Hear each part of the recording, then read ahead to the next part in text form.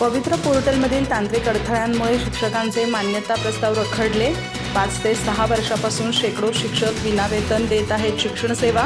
उच्च न्यायालयाच्या निकालानंतरही अंमलबजावणीत विलंब, पालकमंत्र्यांकडे धाव. महाराष्ट्रात शिक्षक भरती प्रक्रियेसाठी सुरू करण्यात आलेल्या पवित्र पोर्टल या संगणक प्रणालीनं पारदर्शकता आणण्याऐवजी हजारो शिक्षकांचे भवितव्य अंधारात ढकलल्याचं चित्र समोर येतंय. शासन निर्णयानुसार 23 जून 2017 पासून सुरू झालेल्या या प्रक्रियेत तांत्रिक आणि प्रशासकीय अडथळ्यांमुळे अनेक शिक्षकांचे मान्यता प्रस्ताव रखडले असून गेल्या 5 ते 6 वर्षांपासून शेकडो शिक्षक विनावेतन शिक्षण सेवा देत आहेत.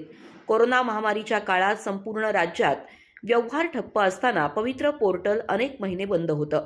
या काळात विद्यार्थ्यांचं शैक्षणिक नुकसान टाळण्यासाठी खाजगी शिक्षण संस्थांनी जाहिराती देऊन रिक्त पदांवर शिक्षकांची भरती केली. मात्र या नियुक्त्यांना शिक्षण विभागानं पवित्र पोर्टलचं कारण पुढं करत सरसकट नकार दिला. परिणामी हजारो शिक्षकांच्या नोकऱ्या आणि भवितव्य दोन्ही धोक्यात आलं.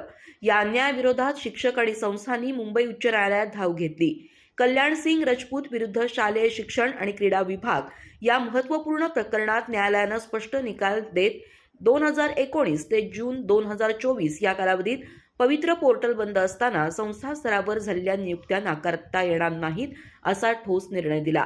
मात्र प्रत्यक्ष अंमलबजावणीत शिक्षण विभागाकडून विलंब, टाळाटाळ आणि उदासीनता दिसून येतेय.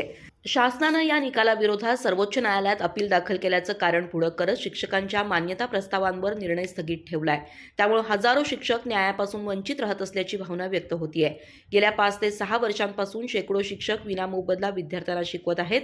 वेतन नसल्यानं अनेक शिक्षक आर्थिक विवंचनेत सापडले असून घर खर्च, कर्ज, कुटुंबियांची जबाबदारी, आजारपण अशा संकटांशी झुंज देतही त्यांनी शिक्षण सेवा अखंड सुरू ठेवली आहे. शिक्षकांचं म्हणणं आहे की शासन धोरणांच्या गोंधळात आमची आयुष्य अडकली आहेत.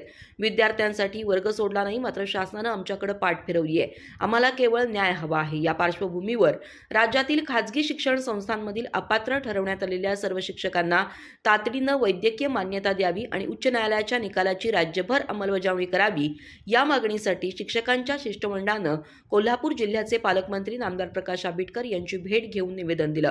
पालकमंत्र्यांनी या गंभीर विषयाची दखल घेत सकारात्मक भूमिका घेण्याचं आश्वासन दिल्यानं शिक्षकांमध्ये आशेचा किरण निर्माण झालाय. शिक्षण क्षेत्रात गुणवत्ता, सातत्य आणि समर्पणाची गरज असताना शिक्षकांवर होत असलेला हा अन्याय तातडीनं दूर व्हावा अशी मागणी आता राज्यभरातून जोर धरू लागली आहे. अधिक माहिती आणि ताज्या घडामोडींसाठी आजच आमचे चॅनल सबस्क्राईब करा.